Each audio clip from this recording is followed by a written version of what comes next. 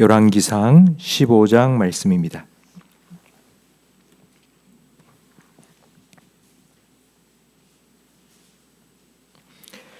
열왕기상 15장 9절부터 15절까지 한 절씩 교독하겠습니다. 이스라엘의 여로보암 왕 제20년에 아사가 유다 왕이 되어 예루살렘에서 41년 동안 다스리니라. 그의 어머니의 이름은 마아가라. 아비살롬의 딸이더라. 아사가 그의 조상 다윗같이 여호와 보시기에 정직하게 행하여 남색하는 자를 그 땅에서 쫓아내고 그의 조상들이 지은 모든 우상을 없애고 또 그의 어머니 마아가가 혐오스러운 아세라상을 만들었으므로 태후의 위를 폐하고 그 우상을 찍어 기드론 시내가에서 불살랐으나 다만 산당은 없애지 아니하니라.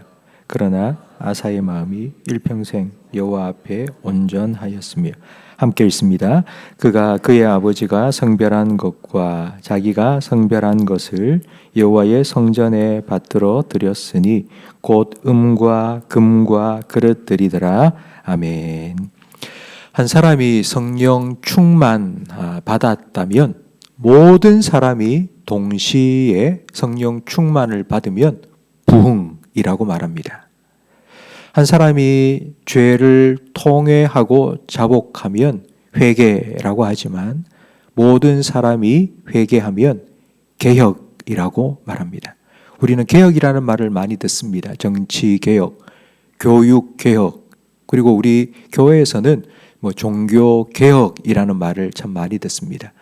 종교개혁은 루터 한 사람에 의해 시작되었습니다.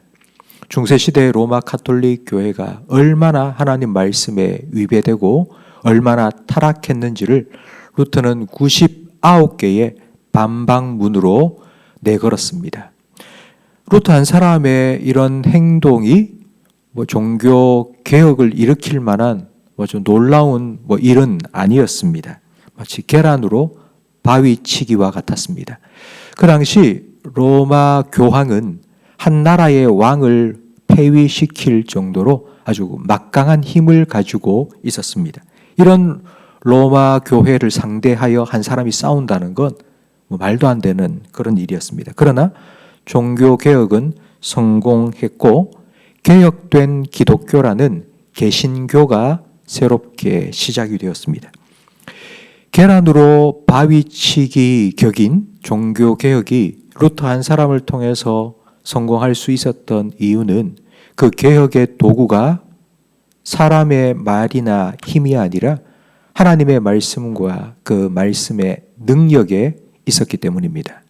제가 이런 개혁에 대해서 말씀드리는 이유는 바로 오늘 본문에 이스라엘 역사 속에 최초로 종교개혁을 이룬 왕, 바로 아사 왕에 대한 말씀이 나오기 때문입니다. 아사 왕은 르호보암의 손자고 솔로몬의 증손자입니다. 근데 아사 왕이 어떻게 종교개혁을 일으켰는지 12절 말씀에 보니 먼저 남색하는 자를 그 땅에서 쫓아내고 그 열조가 지은 모든 우상을 없애버렸습니다. 남색이라는 말은 동성애라는 의미입니다. 열왕기상 14장 24절 말씀에 보면 이 아사왕의 할아버지인 르호보암 왕 때에 남색하는 자들이 이스라엘 가운데에 점점 퍼졌습니다. 근데 아사왕은 이들을 다 색출해서 이스라엘 땅에서 다 쫓아냈고 그리고 조상들이 만든 우상을 제거했습니다. 신앙 회복은 바로 이런 죄악과 우상을 제거하는 것으로부터 시작이 됩니다. 하나님의 자리를 먼저 마련해 놓아야지 하나님께서 다시 돌아와 그 자리에 앉으실 수 있기 때문입니다. 이렇게 시작된 아사왕의 개혁에 아주 큰 걸림돌이 생겼습니다. 13절 말씀해 보니 그의 모친 마아가가 아세라의 가증한 우상을 만들었으므로 태후의 위를 폐하였습니다. 우리나라 정치인들이 불명예스럽게 옷을 벗는 가장 큰 이유 중에 하나가 바로 친인척 비리입니다. 팔은 안으로 굽는다는 말처럼 뭐 아무리 우리가 열심히 잘 하자 해도 위에 서 있는 한 사람이 자기 가족을 감싸고 돌기 시작하면 백성들이 생각할 때에 저거 지나 잘하지 이런 생각을 하게 됩니다. 아사왕은 자기 어머니 마아가가 우상을 만들어 섬긴다는 것을 알고는 어머니의 위를, 태후의 위를 피하였습니다. 어머니에게 이렇게 하는 걸 불효다라고 생각할 수 있지만 아사왕은 어머니의 아들이기 전에 하나님의 성도가 되기를 원했습니다. 예수님께서는 어머니와 아버지와 자녀를 나보다 더 사랑하는 자는 나에게 합당치 않다. 아들과 딸을 나보다 더 사랑하는 자도 내게 합당하지 않다고 마태복음 10장에서 말씀하셨습니다. 아사왕은 어머니보다 하나님을 더 사랑했습니다. 어머니가 죄를 지었는데 그 죄를 눈 감아주지 않고 아주 철저하게 그 죄에 대해서 책임을 물었습니다. 그런 아사왕을 보면서 백성들이 무엇을 생각했겠습니까? 자기 어머니도 저렇게 패하는데 우리 아사왕이 정말 죄에 대해서 이렇게 철저하게 청산하기를 원하는구나 라고 생각했을 거고, 그런 아사왕을 따라서 함께 회개하면서 이스라엘 전체가 회복될 수 있었던 것입니다. 그리고 난 후 15절 말씀에 아사왕은 하나님께 성별하여 여호와의 성전에 금과 은과 그릇들을 드렸습니다. 그 이유는 그의 할아버지 르호보암 왕 때에 애굽 왕 시삭이 쳐들어와서 성전 안에 있는 모든 금을 탈취해 갔습니다. 그때에 하나님께 제사 드릴 때 필요한 금과 은으로 만든 그릇까지도 다 빼앗아 갔습니다. 그 이후로부터 올바른 제사를 드릴 수가 없었습니다.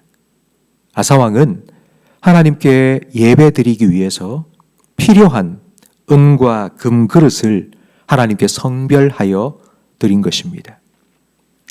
아사왕의 개혁은 첫 번째, 죄악과 우상을 제거한 것입니다. 하나님을 모실 자리를 준비한 것이죠. 그리고 두 번째, 예배를 회복했습니다. 그 자리에 하나님을 모셔드린 것입니다. 예수님께서는 귀신 들린 자의 비유를 말씀해 주셨습니다. 귀신을 쫓아냈는데 그 귀신이 두루 다니다가 있을 곳을 찾지 못해서 자기가 나갔던 그 사람에게로 돌아와 보니 깨끗하게 청소가 되고 비어 있었습니다. 그래서 자기와 자기 친구 7 귀신을 데리고 들어가서 그 사람의 나중 형편이 이전보다 더 악하게 되었다고 말씀하셨습니다. 우리가 아무리 깨끗하게 청산을 하고 손을 씻고 마음을 비우자 해도 그 자리에 다시 하나님을 모시고 예수님을 주님으로 모시지 않으면 이런 일이 일어날 수 있습니다. 그렇기 때문에 우리는 회개와 회복을 함께 이루어 가야 합니다. 근데 이게 한 번으로 끝나는 것이 아니라 계속 되어야 합니다. 우리 마음 속에는 하나님이 아닌 것이 날마다 스며들어옵니다. 하루를 살다 보면 보고 듣는 것들이 하나님의 말씀만 아닙니다. 세상에 수많은 죄악된 것들이 우리의 눈과 귀를 통해서 우리 마음 속에 스며들어옵니다. 그렇기 때문에 우리는 날마다 개혁되어야 합니다. 날마다 새롭게 됨을 받아야 합니다. 이를 위해서 우리는 오늘 하루의 첫 시간을 이렇게 하나님 앞에 나와 기도하며 시작합니다. 성도 여러분, 여러분의 오늘 하루가 하나님의 은혜로, 하나님의 말씀으로 새롭게 되기를 간절히 바랍니다. 여러분의 마음속에 영적인 민감함을 하나님께서 허락해 주시기를 간절히 바랍니다. 하나님의 말씀에 반응하고, 하나님이 싫어하시는 것 나도 싫어하고, 하나님이 미워하시는 것 나도 미워하고, 하나님이 좋아하시는 것 내가 선택하고, 그 하나님의 말씀을 따라 살아가겠다는 그런 새로운 마음이 오늘 이 기도회를 통하여서, 이 기도의 시간을 통하여서 여러분 마음속에 생겨나기를 간절히 바랍니다. 성령님께서 오늘 하루 여러분의 삶을 지켜주실 겁니다. 하나님의 말씀을 생각나게 하시고 기억나게 하시고 가르쳐 주시고 깨닫게 해 주실 것입니다.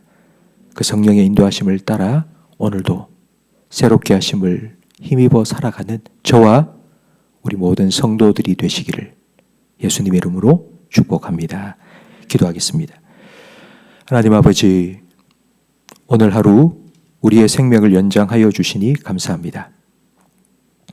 하나님께서 연장해 주신 오늘 하루의 삶을 하나님의 은혜로 새롭게 살아가기를 원해서 이 자리에 나와 기도하오니 우리의 기도를 들으시고 성령으로 말미암아 우리의 마음을 주장하여 주시며 영적인 민감함을 가지고 살아갈 수 있도록 도와 주시옵소서. 하나님 미워하시는 것 오늘 하루 나도 미워하고 하나님이 기뻐하시는 것을 내가 선택하여 살아갈 수 있도록 도와 주시옵소서. 아사왕이 죄를 지은 어머니를 폐위시켰던 것처럼 하나님께서는 독생자 예수님까지도 십자가 위에 내어주시며 우리를 구원하여 주셨사오니 그 하나님의 사랑을 기억하며 우리도 하나님을 사랑함으로 하나님을 더 가까이 하고 하나님을 더 의지하며 믿으며 살아갈 수 있도록 도와주시옵소서. 예수님 이름으로 기도합니다. 아멘.